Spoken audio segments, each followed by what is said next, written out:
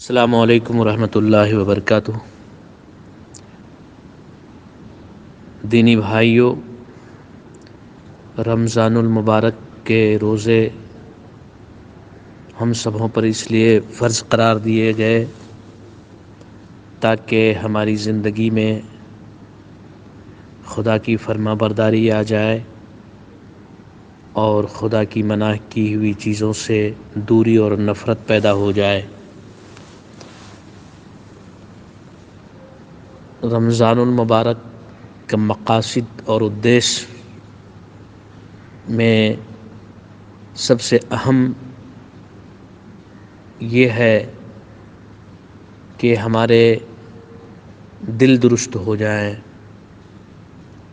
روزہ رکھ کر بھوک پیاس کے علاوہ اپنی ذاتی معاملات میں خاص تبدیلی اگر محسوس نہ رہی ہو تو سمجھ لیجئے کہ یہ روزہ نہیں، بھوک ہڑتال ہے۔ روزہ رکھوانے کا مقصد انسانوں میں ڈسپلن پیدا ہو جائے، وہ خدا کا قانون بھی مانے، خدا کے بندوں کی ہمدردی بھی کرے اور اپنے ملک کے قوانین اور قاعدے کو بھی مانے۔ اگر ہماری زندگی میں ایسی تبدیلی محسوس ہو رہی ہو تو سمجھ لیجئے کہ ہمارا روزہ اللہ کے یہاں قبول ہے۔ اسی طرح روزے رکھنے کا مقصد یہ بھی ہے کہ انسانوں میں صبر آ جائے، زندگی کے ناموافق حالات میں وہ اپنے آپ کو صبر کا دامن تھامے رکھے، لڑنے بھیڑنے اور طوفان مچانے سے پرہیز کرے۔ اسی طرح بھوک پیاس کی شدت محسوس کرنے کے بعد ان غریبوں کا بھی بے انتہا خیال دلوں میں آ جائے جو ایک ٹائم کی روزی روٹی کے لیے پریشان رہتے ہیں۔ اس لیے اللہ تبارک و تعالیٰ نے روزے فرض قرار دیے تاکہ انسان احساس والا انسان بنے اور بے حسی سے ان کی زندگی خالی ہو جائے۔ اسی طرح رمضان مکمل ہوتے ہی فطرہ ادا کرنا گھر کے ہر فرد کی طرف سے واجب ہو جاتا ہے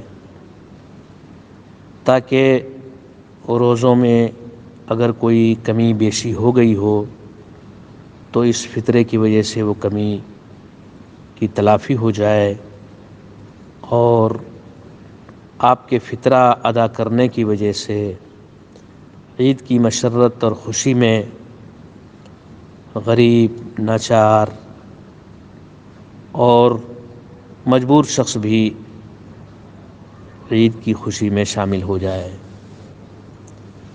یاد رکھیے، رمضان جیسی زندگی اگر ہم بنا لیں گے تو ہماری موت عید جیسی ہوگی۔ عید الفطر کی نماز لاک ڈاؤن کی صورت میں 3 آدمی مل کر جماعت کر سکتے ہیں، اور اگر کوئی جماعت کرانے والا نہ ہو تو چاشت کی نماز پڑھ لیں تو عید کی نماز کی ادائیگی ہو جائے گی۔ اس موقع سے ہمیں عبرت حاصل کرنی چاہیے کہ ہر کنبے میں کچھ لوگ ایسا ہو جو نماز پڑھانے کی صلاحیت رکھتا ہو، نماز کے مسئلے مسائل سے واقفیت ہو۔ جس گھر میں، جس کنبے میں ایسا فرد نہیں، وہ ایک افسوس کی بات ہے اور نہایت کمی کی ہے۔ ہمیں یہ عہد کرنا چاہیے کہ آئندہ ہماری اولاد اور ہم خود اس لائق ہو جائیں کہ گھروں میں نماز تراویح اور ایسی مجبوری کی حالت ہو کہ نماز عید بقرعید بھی ہم میں سے کوئی صحیح طور پر پڑھا سکیں۔ امید ہے کہ ہمارے دینی بھائیوں اللہ کو راضی کرنے کی خاص فکر کرے کہ ایمان والوں کے اعمال پر آسمان سے فیصلے اترتے ہیں۔ روٹھے رب کو منانے کی خوب دعاؤں، نیک اعمال، صدقہ و خیرات سے کریں کہ صدقے سے بلائیں اور مصیبت دور ہو جاتی ہے۔ اسی طرح اللہ نے جن کو حاکم اور حکمراں بنایا ہے انہیں بھی خدا سے لو لگانا چاہیے، کہیں ایسا تو نہیں کہ ہمارے ظلم، زیادتی اور تاناشاہی کی وجہ سے رب روٹھ گئے ہوں کہ ہمارے ذریعے خدا کے بندوں کو ستایا جاتا ہو، اور یہ رب کو کسی حالت میں بھی پسند نہیں ہے۔ عید کی ہزار مبارکبادی۔ السلام علیکم ورحمۃ اللہ۔ کبیر الدین فاران، ناظم مدرسہ قادریہ مصر والا، ہماچل پردیش۔